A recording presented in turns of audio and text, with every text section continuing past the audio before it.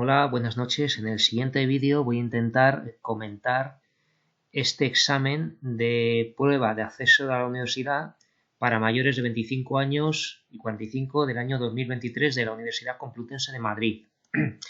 Es el examen de comentario de texto. En la asignatura o la materia, digamos, de lengua, comprende en estos exámenes dos exámenes distintos, dos pruebas separadas. Una de lengua, propiamente, lo que es morfología y sintaxis, y otra que va a ser comentario de texto. Y como ya sabréis, los que os estáis preparando para esta prueba, en las pruebas de acceso a la universidad para mayores de 25 y 45 no hay literatura, no se nos pide literatura. En los de acceso a ciclos de grado superior sí, pero no en estas pruebas, por lo menos en las que estoy viendo de la Complutense. Esta ha sido celebrada este año, 2023, y trata de un texto muy, muy curioso, muy original. Vamos a ver las preguntas rápidamente, que se dividen en 5. Las preguntas de este examen. Una de 2 puntos, otra de 2, otra de 1, pero bueno, las vamos a ver a continuación y están aquí. Un resumen del texto, luego a qué tipología textual pertenece el texto, razonadamente, la estructura del texto, la interpretación de una serie de palabras del texto en el propio texto y un comentario crítico. Y el comentario crítico es la pregunta que más vale hasta 3 puntos. 3 puntos vale la pregunta de comentario crítico. Entonces tenéis que saber escribir debidamente, hacer un texto argumentado, bien redactado, ¿no? Que es lo que no voy a hacer aquí ahora. Lo que sí vamos a hacer es leer el texto y contestar a las 4 primeras preguntas, o por lo menos 3 de ellas. Y el texto es muy original, me ha llamado la atención y por eso en este momento en el que estoy grabando el vídeo es de noche y todo, y ya he trabajado hoy, pero quería dejarlo hecho porque antes de que se me vaya la cabeza quería contaros algunas cosas de aquí. Bueno, pues dice así. Un día me dejaron a mi nieta para que la cuidara, porque sus padres se habían ido al cine, y me la comí entera para cenar, pues tenía la nevera vacía. Luego, arrepentido, la sustituí por una réplica artificial tan perfecta que ni mi hijo ni mi nuera notaron la diferencia. Tengo mucha maña para las reproducciones de carácter biológico. Mi nieta falsa sabía perfectamente que era una copia de la verdadera, pero no se lo dijo a nadie, de modo que la vida familiar discurría con la armonía anterior al cambio. La niña creció y se convirtió en una adolescente misteriosa que un día vino a verme y me devoró, sustituyéndome a sí mismo por un muñeco articulado de una excelencia tal que hasta a mí mismo me costaba notar las diferencias. Lo que me debías, dijo antes de despedirse con un beso. De manera que ni yo soy yo, ni mi nieta es mi nieta, pero todos lo ignoran. Ni siquiera hablamos de ello cuando estamos a solas, aunque percibimos, eso sí, una corriente de complicidad fuera de lo común. La idea de ser un androide no me produce ni frío ni calor. No digo que no piense en ello cuando me miro en el espejo y observo los fallos ligerísimos de mi actual constitución, pero también cuando era un hombre de verdad me observaba al afeitarme con un punto de extrañeza, preguntándome cómo era posible que yo hubiera llegado a ser yo. El espejo me devolvía una imagen que parecía una alucinación. Me siento más real ahora. Un billete falso está obligado a aparentar más autenticidad que el fidedigno. Tal esfuerzo genera un grado de verosimilitud del que carece la vida. Si un cuadro falso de Picasso, y debe haberlos a miles, fuera un autoconsciente, sería más genuinamente de Picasso que los que pintó él. Pues eso es lo que creo que nos pasa a mi nieta y a mí, que somos la nieta y el abuelo más verdaderos del mundo porque no podemos permitir que nos descubran. Bueno, y este texto es de Juan José Millás, se titula Un secreto y fue publicado en El País el 17 de septiembre de 2021. ¿Vale? Es interesante que en estos exámenes de la universidad No ocurre tanto como los de ciclos, los de acceso a ciclos de grado superior, que sí usan uno muy reciente y muy actual. Tiran de periódicos de 2 o 3 meses anteriores al examen.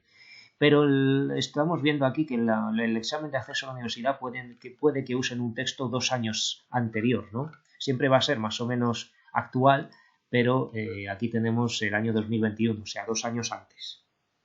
Bueno, año y medio o algo así. Así que tenemos este texto tan curioso, tan extraño, tan fantástico, ¿no? Es ficción y además es ciencia ficción, ¿no? Estamos hablando, aparecen androides, aparecen réplicas de, ¿no? Androides o réplicas y esta inteligencia de la inteligencia artificial, ¿verdad? Y parece un poco esas cosas. Pero vamos a pensar bien luego en el texto y de momento vamos a hacer el resumen. Entonces, ¿qué hay que hacer en un resumen? Pues ceñirnos al texto y eliminar la información secundaria, ¿no?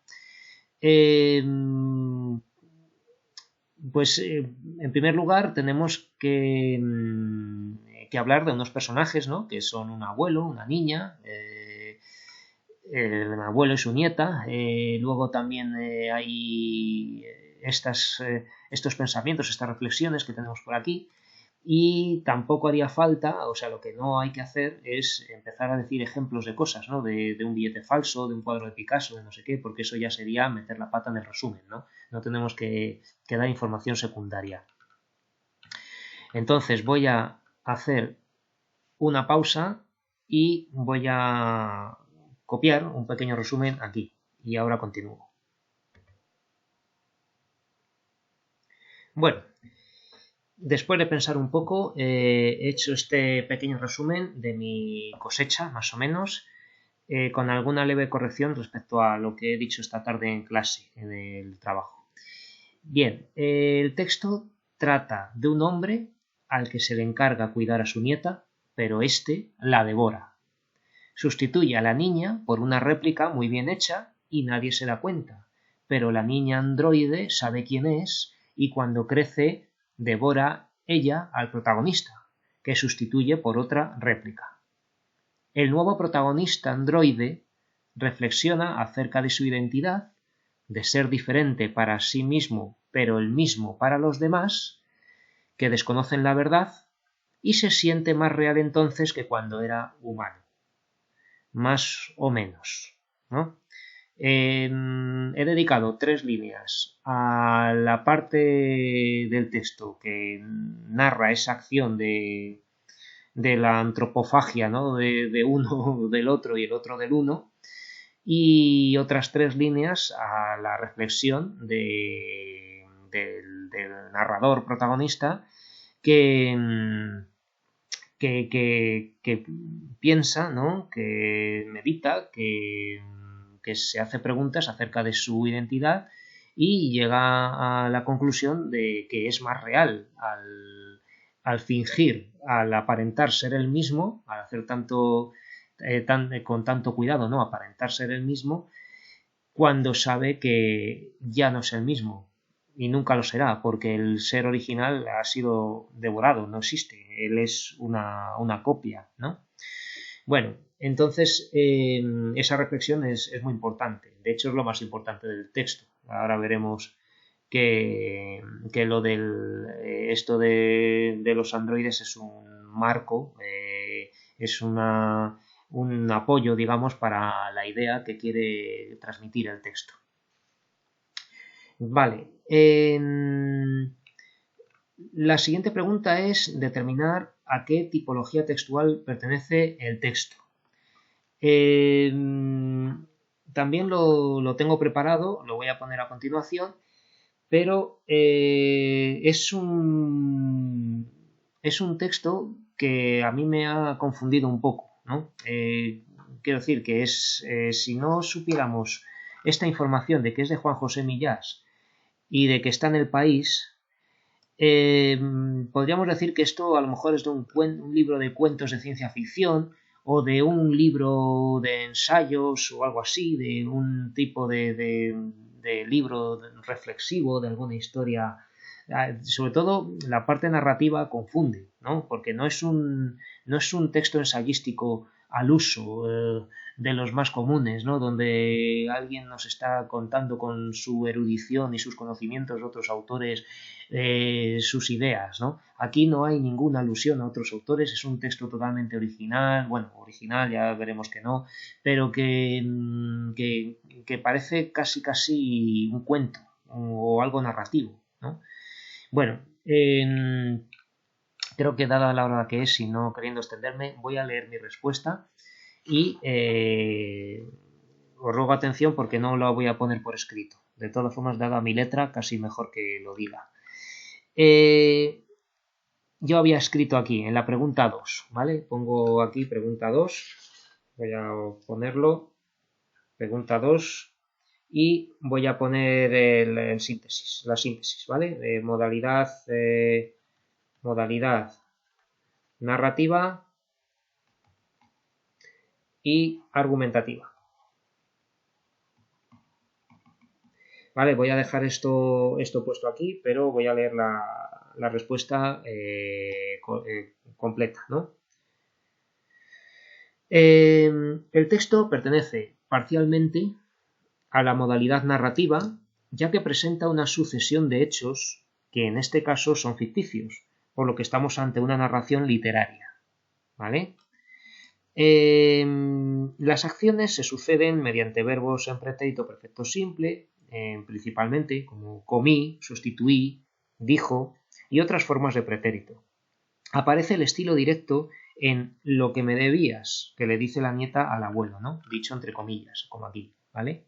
Lo que me debías, pues porque el estilo directo, el estilo indirecto de reproducción de diálogos de un texto narrativo es un rasgo de la narración, ¿no? Entonces tenemos aquí hasta un pequeño diálogo que es parte de la forma de contar las acciones de intervenciones habladas, ¿no? De los personajes en un texto narrativo, ¿vale? Entonces tenemos una intervención hablada con estilo directo, con unas comillas y todo, con lo cual es prácticamente narrativo, pero solamente el primer párrafo, porque el resto ya va a ser otra cosa, ¿no? Entonces yo continúo la respuesta que estaba diciendo aquí con esto otro.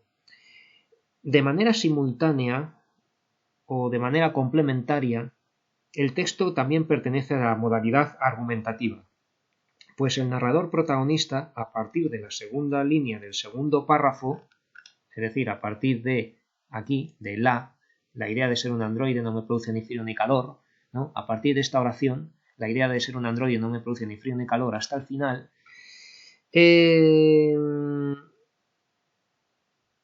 a partir de ese momento reflexiona acerca de la paradoja de la autenticidad de ser una copia, ¿vale?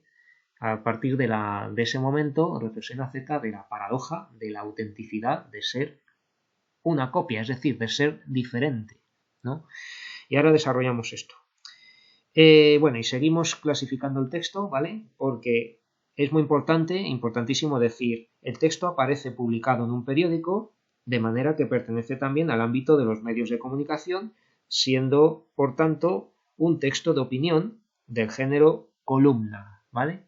Un género es un texto de opinión y, como todos sabéis, que a estas alturas sí que tenéis que conocer algunos de los colaboradores habituales de los periódicos, ¿vale? Como Rosa Montero, Juan José Millás, Manuel Vicente, Manuel Vilas, etcétera.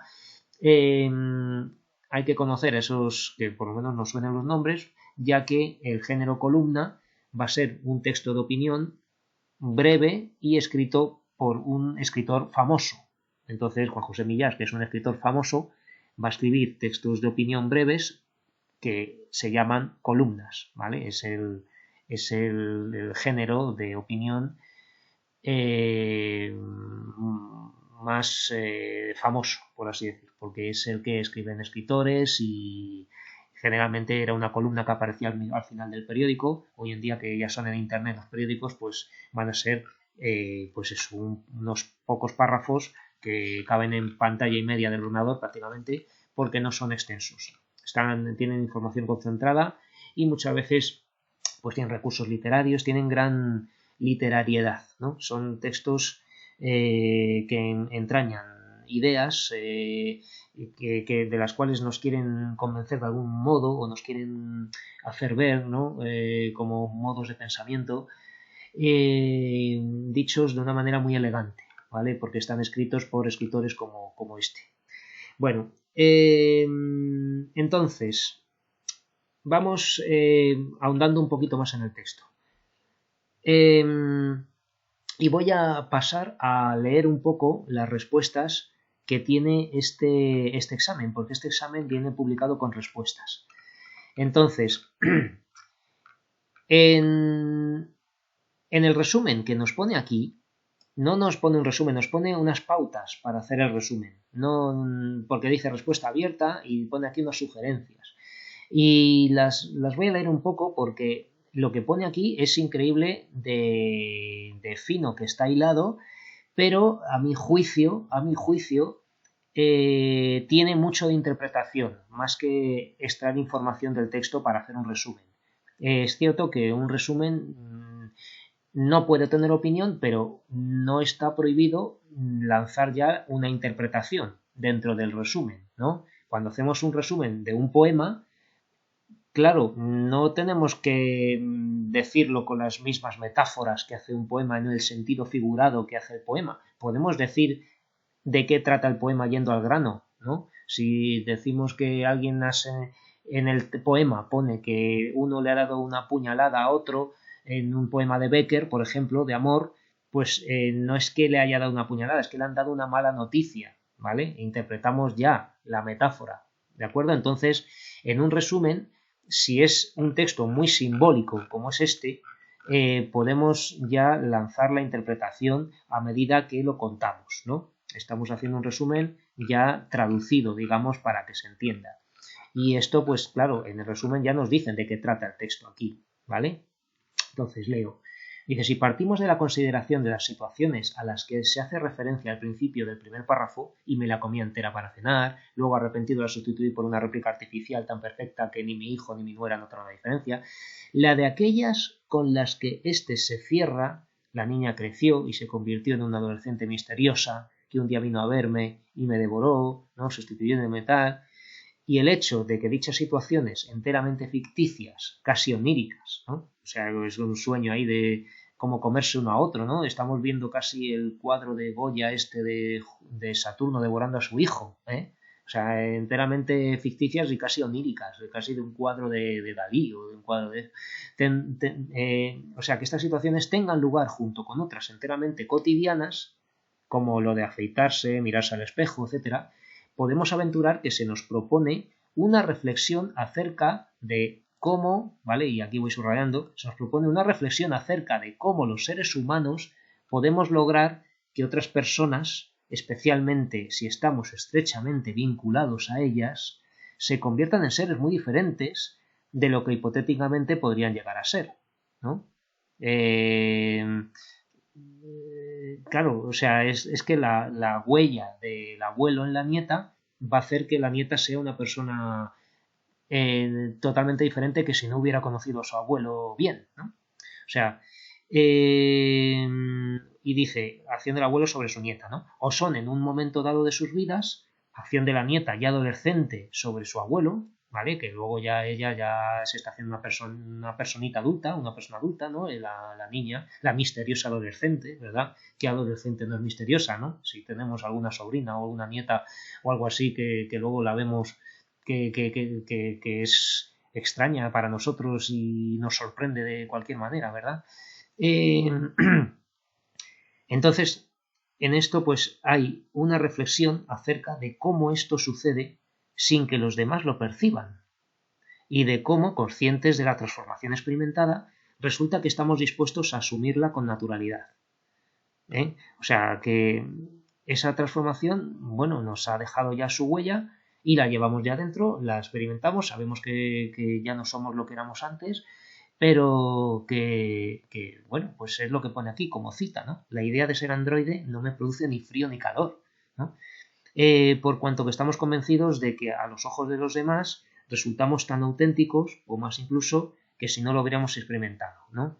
O sea, que nos ven muy normales. Los demás nos ven normal, nos ven normales, ¿no? Aunque hayamos visto, nos haya dado un vuelco el corazón, todo lo que tengamos dentro, ¿no? Que hemos visto ahí algo revelador, algo increíble y tal.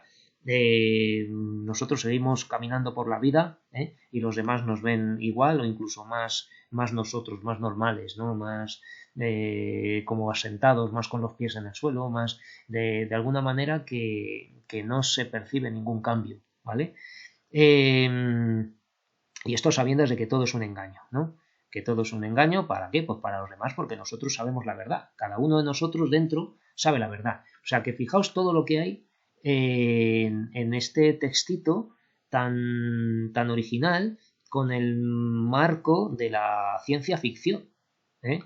O sea que, bueno, entonces, y aquí hay una cosa que se han colado porque dice en las respuestas del examen que no nos habían dicho antes que hiciéramos el tema. Aquí dice, escriba un resumen del texto, ¿no? De no más de 10 líneas, ¿vale? Y aquí en las respuestas, cuando el que ha hecho estas respuestas, que debe ser un profesor de universidad o algo así, pues dice, indique el tema, ¿no? Indique el tema. Entonces no nos lo han pedido, pero aquí nos está más o menos mostrando el tema, ¿no? Al dar tanta interpretación del texto, porque nosotros, yo, que soy un profesor de secundaria, pues he visto que me he limitado a hacer un resumen como se suele hacer en secundaria, ¿no? Un hombre que le encargan cuidar a su nieta, este la devora, no sé cuánto, se sustituye por una réplica, la réplica reflexiona, etcétera, ¿vale? O sea que aquí hay mucho más, ¿no? Esto, si hiciéramos esto así, pues nos pondrían una nota muy alta, ¿no? Se me imagino. Siempre y cuando no nos enrollemos ni lancemos juicios de valor nuestro, porque lo que no tenemos que hacer es opinar en un resumen, nunca, ¿vale? Tenemos que interpretar o resumir dando datos, ¿no? Pero no dar nuestras opiniones, ni puntos de vista, ni experiencias, ni nada de eso. Vale, entonces, a mí me apetece poner aquí esto. Tema, ¿vale? Porque no lo han dicho aquí tampoco, ¿vale? Tema. Y a mí me gusta decir que el tema es nuestra transformación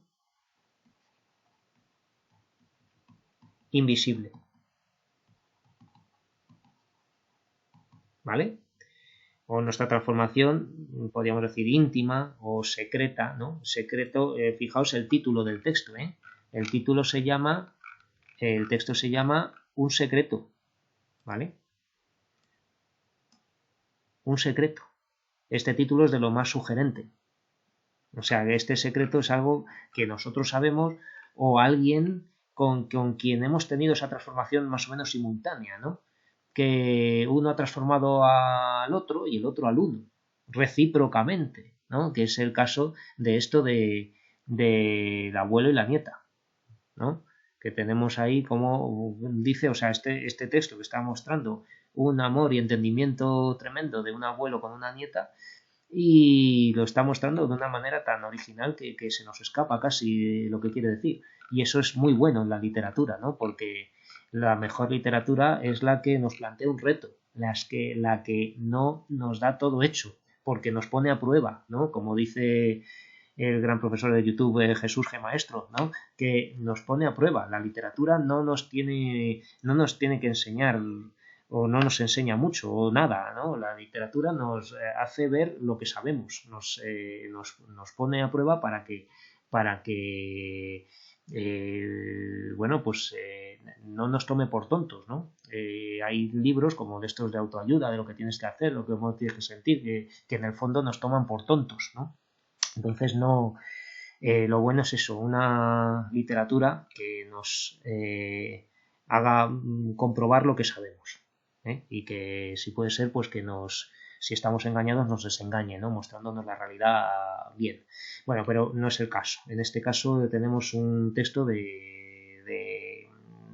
bueno, del conocimiento que podemos tener a través de otras personas y una transformación que podemos experimentar a través de conocer otras personas, ¿no? Bueno, entonces seguimos leyendo. La segunda pregunta que había hecho ya también dice a qué tipo de texto, ¿no? Tipo de texto. Dice que se trata obviamente de un texto periodístico, un artículo de opinión, y dice esencialmente expositivo. Y esto me sorprende mucho. Yo no sé, ya no sé muy bien qué es un texto expositivo después de leer esto, porque un texto expositivo da una información de manera objetiva.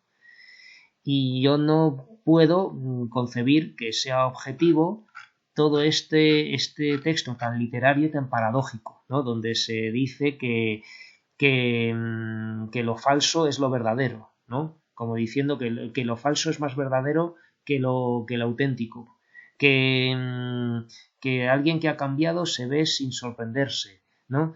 Aquí hay muchas propuestas muy personales. Para mí esto no es expositivo, sino argumentativo. Si eso es positivo, lo es porque, bueno, pues porque esa información es verdadera y no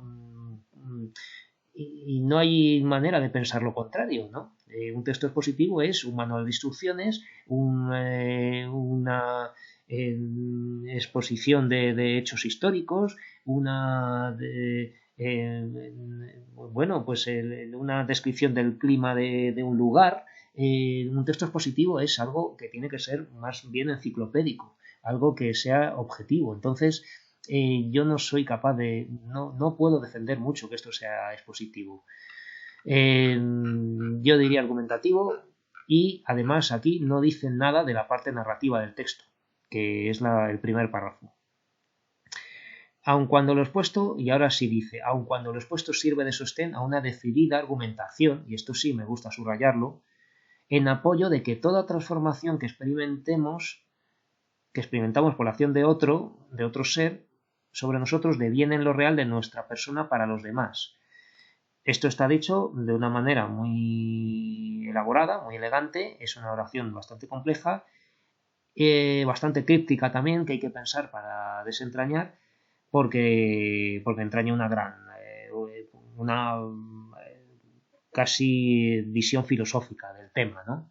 Dice, lo leo otra vez, dice que este texto pues sostiene una decidida argumentación en apoyo de que toda transformación que experimentamos por la acción de otros seres humanos sobre nosotros deviene en lo real de nuestra persona para los demás. Deviene, acaba produciendo, ¿no? Lo real de nuestra persona para los demás.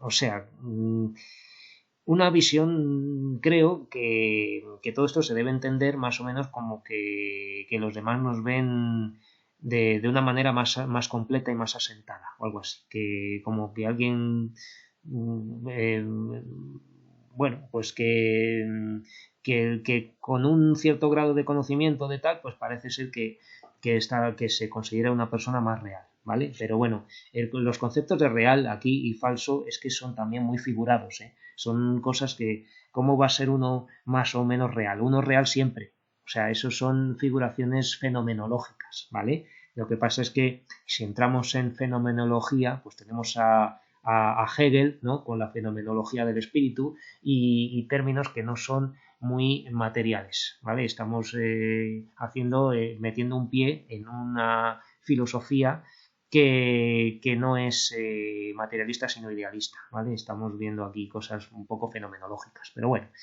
De forma que, siendo conscientes de tal transformación, nos esforzamos por mantener e incrementar, si es preciso, la apariencia de la realidad que conlleva.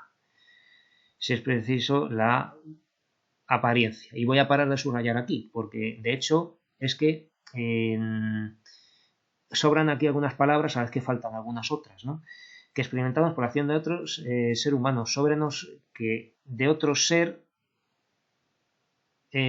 población de otro, y yo quitaría ser y quitaría humano, ¿no? Porque la acción de otro, población de otro, ya está. Se supone que es otro ser humano, no va a ser un ladrillo, ¿vale? Población de otro sobre nosotros, deviene en lo real de nuestra persona para los demás. De manera que, siendo conscientes de tal transformación, nos esforzamos por mantener e incrementar la apariencia, ¿vale? Nos esforzamos por mantener e incrementar la apariencia. Esto, vamos a ver si puedo quitar aquí un poco de lo que había subrayado y lo pongo otra vez, ¿vale? Otro ser, toda transformación que experimentamos por la acción de otro deviene en lo real de nuestra persona para los demás, ¿vale? Esto sería más concreto. Siendo conscientes de tal transformación, nos esforzamos por mantener e incrementar la apariencia. Siempre es conveniente quitar palabras innecesarias cuando un texto es espeso y complejo, ¿vale? Quitamos palabras innecesarias. Somos conscientes de tal transformación, cuando somos conscientes de tal transformación nos esforzamos por mantener e incrementar la apariencia, efectivamente. ¿Qué suele pasar cuando vamos a poner un ejemplo sencillo, ¿no? Cuando alguien, por ejemplo, ha tenido una experiencia mística de esta, ¿no? Que yo no sé muy bien lo que es eso, pero que alguien que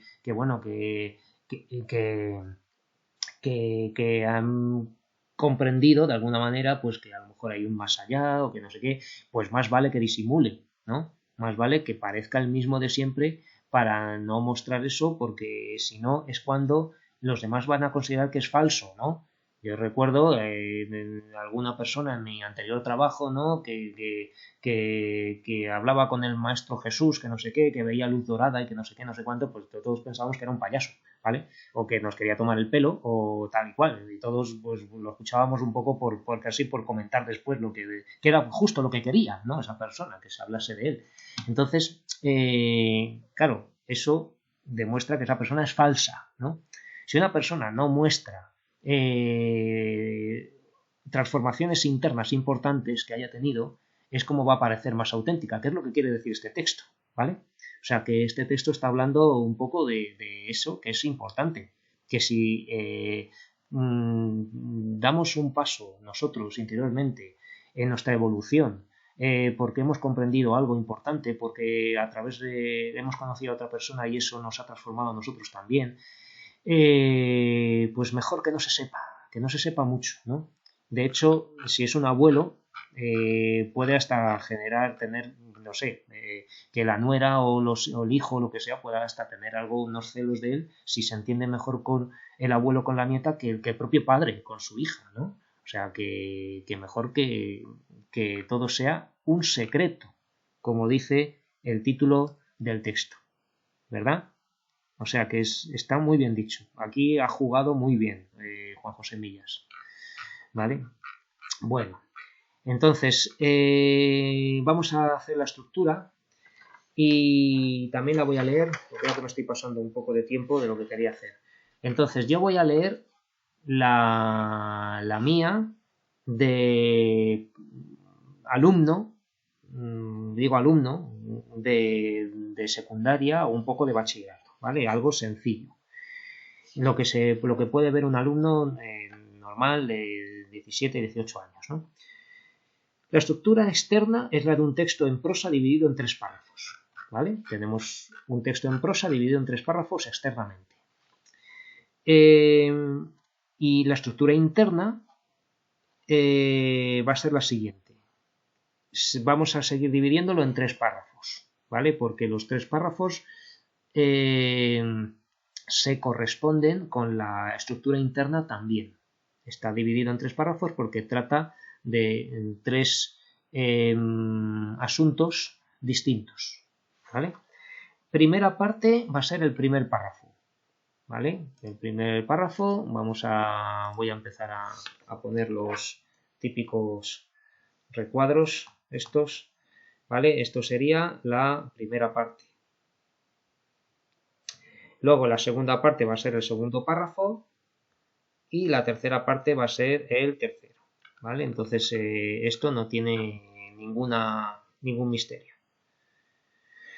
Vale, pues primera parte, que sería el primer párrafo, yo lo puedo resumir como acción o hechos acontecidos. El abuelo devora a la nieta, la sustituye por una réplica y ésta hace lo mismo con él. ¿Vale? Eso es el resumen del primer párrafo. Recordad que en la estructura conviene decir tres cosas. ¿Cómo llamamos a la parte? Si la hemos llamado primera parte, la hemos llamado introducción, la hemos llamado X, ¿no? En este caso, como no sabemos cómo llamarla, decimos primera parte. Luego, ¿cuántas líneas o párrafos es esa parte? En este caso sería el primer párrafo, o si queremos contar por líneas, teníamos que decir líneas 1 a 8, ¿no? De la 1 a la 8, ¿vale? Líneas 1 a la 8, ¿vale? Que hay que delimitar cada parte, no os olvidéis de decirlo, o de qué frase, de qué palabra a qué frase o algo así, ¿no? Pero bueno, que con decir primer párrafo vale. Y el breve resumen, que es el abuelo devora a la nieta, la sustituyó por una réplica y esta hace lo mismo con él, ¿vale? Bueno, segunda parte, el segundo párrafo. Sensación de extrañeza del protagonista al saber que es artificial con la complicidad de su nieta, con el apoyo de la complicidad de su nieta, mejor dicho, ¿vale? Sensación de extrañeza del protagonista al saber que es artificial con el apoyo de la complicidad de su nieta, que está pasando por lo mismo, ¿vale? Eso sería el resumen del segundo párrafo.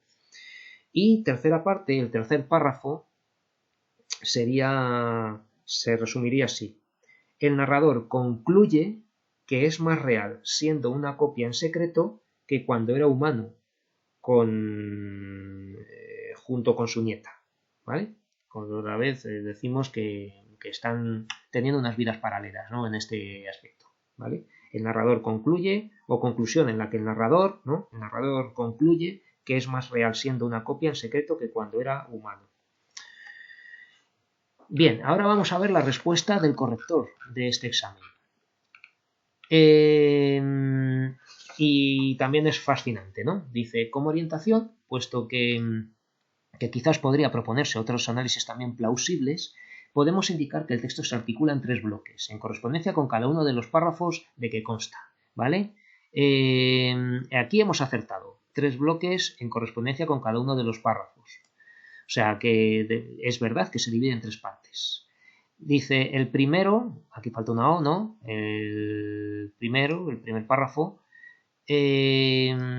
constituiría, grosso modo, la premisa de la que se sigue argumentativamente lo expuesto en el segundo, el cual consta, a su vez, de una primera parte que constituiría el enlace con lo expuesto en el bloque precedente. ¿Vale? Aquí está explicando la lógica de la estructura. Está explicando por qué la estructura es lógica. Esto sería parte de las explicaciones de coherencia del texto, ¿no? Eso, si tuviéramos que explicar la coherencia de un texto, esto sería parte de lo que habría que decir. Cómo es la estructura y por qué es una estructura lógica y cómo es esa estructura, ¿verdad? Dice pues que sigue argumentativamente el primer párrafo lo que... o sea, el segundo párrafo sigue lo que va diciendo el primero y este segundo párrafo consta, a su vez, de una primera parte que constituiría el enlace con lo expuesto en el bloque precedente. Ahora explicamos esto, de tanto que se corresponde con la exposición de las situaciones a las que da lugar previamente lo acontecido, ¿vale? De manera, y es que se está refiriendo a las dos primeras líneas del segundo párrafo, que yo dije al principio o en algún momento que era donde empezaba la argumentación. Cuando estaba diciendo que la primera parte es narrativa y la segunda es argumentativa, ¿vale? Voy a pintarrajear el texto, ¿vale? La primera parte, todo lo que voy a poner en azul, es lo narrativo. Y llega hasta aquí. Mientras que lo que voy a poner en rosa es la parte que yo considero argumentativa, ¿vale? Entonces, al hacer la estructura en tres partes, el primer bloque, primer párrafo, segundo y tercero, están diciendo aquí en la solución del examen que este segundo párrafo, la segunda parte, tiene dos partes a su vez. porque es que es verdad, claro, que estas dos primeras líneas sirven de enlace entre lo primero y lo que se va a decir después. Entonces este enlace tiene la lógica de que todavía sigue siendo narración cuando es aquí cuando empieza la argumentación. ¿Veis? Entonces, sí, por eso también dicen otras partes seguramente plausibles, ¿no? Que no se quiere mojar porque viendo esto, a lo mejor podríamos haber dividido el texto en dos partes en vez de tres, ¿vale? Bueno, entonces seguimos leyendo lo que nos ponen aquí. Y dice del segundo párrafo que hay una segunda, vale, perdón, una segunda parte que abarcaría el resto del párrafo, ¿vale? En el que se da paso a la exposición que yo llamo argumentación, ¿vale? En la que se da paso a la argumentación. Y luego el tercer párrafo vincula lo expuesto hasta ahora con lo que se pone a continuación, que es una suerte de conclusión, ¿no? Que es lo que me ha salido a mí antes sin leer estas soluciones cuando he dicho que en el tercer párrafo, lo leo otra vez, que lo tengo aquí en papel, el narrador concluye que es más real siendo una copia en secreto que cuando era humano, ¿vale? Esa es su conclusión. Y eso es lo que pasa en el tercer párrafo, ¿vale? Si lo vemos aquí, me siento más real ahora, ¿no? Con una oración simple, corta, redundante, o sea, redundante no, contundente, ¿no? Me siento más real ahora, ¿no? Un billete falso está obligado a presentar, tal, da igual, ¿vale? Entonces todo eso es una conclusión. Entonces, a ver, me estoy pasando de tiempo. Dice que esa conclusión es necesaria a partir de todo lo expuesto con anterioridad, especialmente en relación con la incapacidad de los demás de descubrir lo que qué ha ocurrido, ¿no? Y que ello suponga asumir por su parte que es real lo que no es respecto de los protagonistas, lo cual a su vez justifica lo asumido por estos. O sea, aquí está haciendo pues una explicación muy lógica y muy certera, ¿no? De lo que dice el texto. Pues eso es lo que creo que nos pasa a mi nieta y a mí, que somos la nieta y el abuelo más verdaderos del mundo porque no podemos permitir que nos descubran, ¿no? Esto es curioso, ¿no? Porque no podemos permitir que nos descubran, ¿vale? Por eso, pues parecen un abuelo y una nieta muy normales, muy cariñosos, tal, pero claro, hay mucho más dentro de lo que parece por fuera, incluso, ¿no? Que es lo que pasa con el abuelo y la nieta, ¿vale? O sea que aquí ha aprovechado también el corrector, ¿no? A darnos más información sobre el texto contando la estructura, mucho más compleja que lo que he dicho yo, ¿vale? De primer párrafo trata de esto, segundo de esto y el tercero de esto, ¿no? Aquí está justificando la estructura a la vez que la expone, ¿no? Esto es una exposición de la estructura del texto, pero a la vez la va explicando, ¿vale? Bueno, luego de las palabras no me detengo, aquí lo tenéis escrito muy bien, ¿vale? Réplica, debe interpretarse como copia exacta de algo. Alucinación en el texto es como sensación, conjunto de sensaciones que experimentamos sin que ellos se basen en percepciones sensoriales. Yo aquí había hecho algo más sencillo, creo que en alucinación había puesto sinónimos, ¿no? He puesto espejismo, sueño o una especie de recuerdo, ¿vale? O sea, una especie sí, pues de recuerdo no es muy del todo, muy verdadero, pero sí una especie de sueño, alucinación, espejismo, ¿vale? Bueno, autenticidad. Conjunto de cualidades que definen lo real, lo objetivo, ¿no? Autenticidad, no sé si había puesto yo otra cosa. No, me lo salté sin querer cuando estaba explicando. Hombre de verdad, pues persona real del protagonista, ¿no? Se está refiriendo a la persona real anterior a la de réplica, condición adquirida por obra de su nieta y asumida con naturalidad, ¿vale?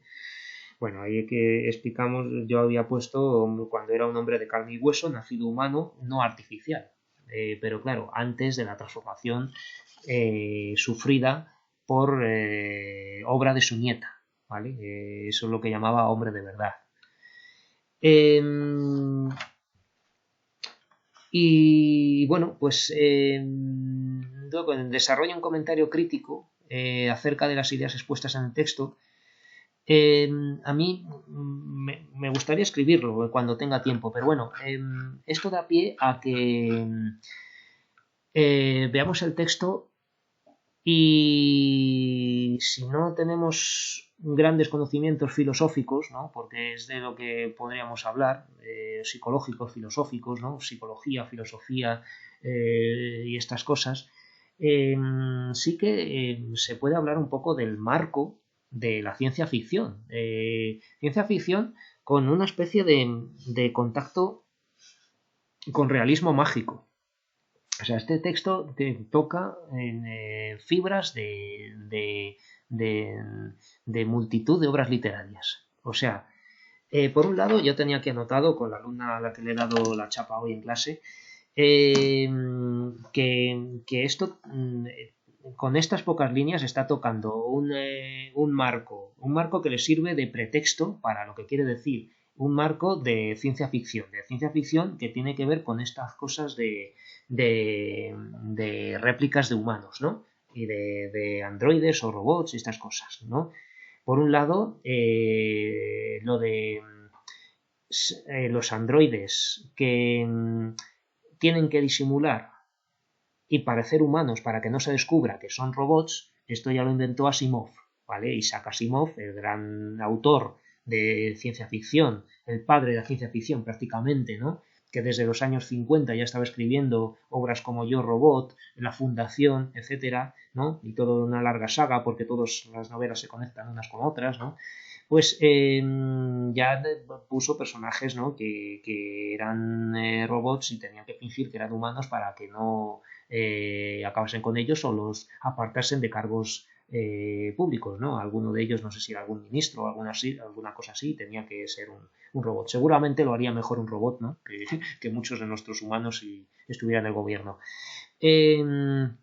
Luego lo de, no sé qué subrayé aquí, que estábamos hablando de lo de querer aparentar más autenticidad, ¿no? Querer, como un billete falso está obligado a aparentar más autenticidad que el fidedigno, ¿no? Aquí me acordé de dos películas.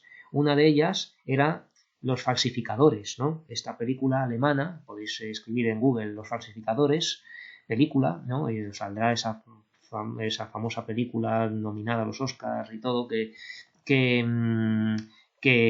va de, pues eso, de un grupo de judíos, ¿no? A los que ponen los nazis a trabajar para falsificar billetes y perjudicar así a la economía de los países aliados, de Estados Unidos y de Inglaterra, ¿no? Y claro, cuando hacen libras, pues es que les hacen hasta los agujeritos ahí de haberlos colgado en imperdibles, como se los colgaban en las chaquetas por dentro los ingleses, los billetes, ¿no? Y bueno, pues buscar la autenticidad de todas las maneras para ser más auténticos que los falsos prácticamente, ¿no? O sea, que eso, o sea, más auténticos que los auténticos, ¿vale? Eso, o sea, pero bueno, que esta paratextualidad que estoy haciendo no tiene tanto sentido, habría que ceñirse al texto, ¿vale? Lo de demostrar más autenticidad que algo verdadero también me recuerda a la película Gattaca, ¿vale? La Gattaca con dos T's, ¿no? Gattaca, Gattaca, es una película también de finales de los 90 o principios de los 2000, de Jude Law, ¿no? Y otros factores famosos, donde alguien que, bueno, pues que no tiene la genética lo bastante buena, es una película futurista, pues tiene que hacerse pasar por otra persona y todo ello, pues claro, con tanto esfuerzo, ¿no? de ser otra persona, pues al final le van a dar por bueno, ¿no? Siendo alguien que en principio no es el adecuado para un viaje espacial, ¿no? Que es de lo que trata esa película. Luego lo de las réplicas, por supuesto, remite al clásico del cine de Ridley Scott, de Blade Runner, ¿no? Blade Runner es la clásica película, ¿no? Donde hay unos replicantes que son unos seres androides biónicos, ¿no? Que viven 4 años y que vienen a la Tierra porque quieren vivir más y no les dejan. Entonces los policías tienen que abatirlos a tiros, ¿no? Y estas cosas, ¿no? Y luego lo de, claro, hacer una réplica y implantarle la conciencia de la persona que ya no existe Esto también aparece en la serie Black Mirror, ¿no? La serie Black Mirror, donde, bueno, ahí va a haber varios capítulos donde se hace una réplica de la conciencia de alguien y bien se utiliza para algo o bien incluso una persona que ha muerto la hacen de nuevo con esa memoria y conciencia que tiene reproducida artificialmente, ¿no? Esto de las réplicas y los seres que toman conciencia pues también aparece mucho en la serie de Westworld también, estaba en HBO y va de estos que hacen un parque temático del oeste con seres humanos que son androides, pero luego toman conciencia y quieren sublevarse, ¿no? Y estas cosas. En fin, todo eso sería el marco, ¿no? Pero luego la parte más densa del texto, que es la auténtica, o sea, lo que es el verdadero mensaje del texto, es eso, la transformación. Leo otra vez el tema que había apuntado aquí abajo, el tema que es nuestra transformación invisible, ¿no? O sea, ahí pues es muy importante eso. Sin hacer paráfrasis, ¿no? Porque dicen aquí que no parafraseemos el texto, que no copiemos, que no demos vueltas sobre lo mismo. Pues aquí sería complicado hablar de ello, hacer una exposición, un texto, bueno, donde demos no quiero decir un texto expositivo de informativo, sino que defendamos nuestro punto de vista, ¿no? Expositivo argumentativo, ¿vale? Para sostener la tesis de que es más conveniente que no se sepa que somos distintos por dentro a mostrarlo, porque es así como pueden que no nos tomen en serio o que nos consideren más falsos, ¿no? Lo que hayamos aprendido lo llevamos dentro y lo tenemos que llevar dentro nosotros y como mucho, con la complicidad de alguna persona que haya sufrido el mismo cambio que nosotros, ¿no? Que haya crecido con nosotros. Por eso esta relación tan importante entre el abuelo y la nieta, que se llevan conociendo desde que la nieta era niña, donde el propio señor mayor, que es un abuelo, va a evolucionar a lo largo de 10 o 15 años más, ¿no? No es lo mismo un hombre de 60 que de 70 o de 75, ¿verdad? Entonces, como decía Cervantes en el Persiles, en la última novela de Cervantes, ¿no? En boca de uno de los personajes, la disimulación es provechosa. La disimulación es provechosa, ¿vale? En esa frase, en esa oración, hay una verdad infinita.